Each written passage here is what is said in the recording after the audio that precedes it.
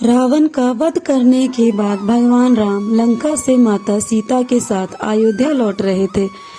उस दौरान अयोध्या को दीपकों से सजाया जा रहा था। दीपावली का दिन था, उत्सव मनाया जा रहा था। उसी वक्त सीता माता को यह याद आया कि वनवास जाने से पूर्व माँ सरयू से वादा किया था कि अगर पुण्य अपने पति से देवर के साथ सकुशल अयोध्या वापस जाऊंगी तो आपकी विधिवत रूप से पूजा अर्चना करूंगी। यह सोचकर सीता माता लक्ष्मण जी को साथ लेकर रात्रि में सरयू नदी के तट पर पहुंच गई। उन्होंने सरयू नदी की पूजा करने के लिए अपने देवर लक्ष्मण से जल लाने के लिए कहा। लक्ष्मण जी जल लाने के लिए घड़ा लेकर सरयू नदी में उतर गए।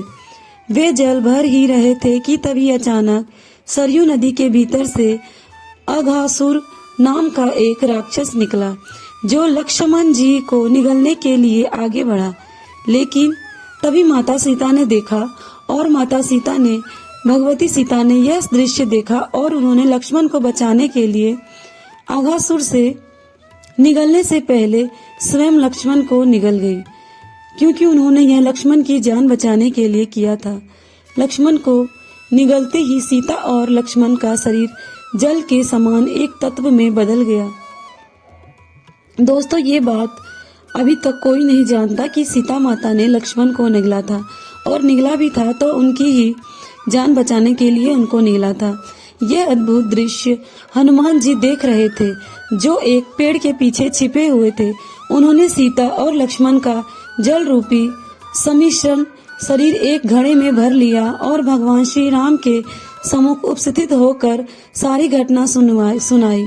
हनुमान जी की सारी बात सुनने के बाद भगवान राम मुस्कुराए और उन्होंने हनुमान जी को बताया कि इस राक्षस को भगवान शिव का वरदान प्राप्त है, इसलिए इसका वध मैं भी नहीं कर सकता। भगवान शिव के इस वरदान के अनुसार अघासुर का वध तभी किया जा सकता है जब सीता और लक्ष्मण का शरीर एक होकर किसी तत्व में बदल जाए, और हनुमान जी ने यह सोचा कि उस तत्व का उपयोग एक स्ट्रिक्ट के रूप में करें।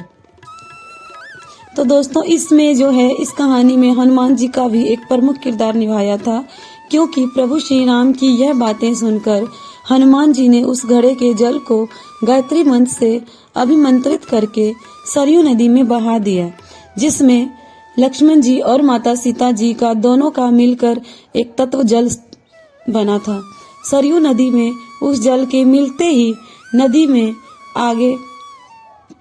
आग की लपटें उठने लगी, जिसमें जलकर अघासुर राक्षस भस्म हो गया। अघासुर के भस्म होते ही सरयू नदी ने सीता और लक्ष्मण को उनका शरीर वापस कर दिया, और इस तरह से उन्हें फिर से एक नया जीवन मिला। तो दोस्तों, अगर आप लोगों को हमारी कहानी पसंद आई है तो वीडियो को लाइक और हमारे चैनल को सब्सक्राइब कर लीजिएगा, घंटी का बटन दबा दीजिएगा, ताकि इस तरह की वीडियो आपको मिलती रहे।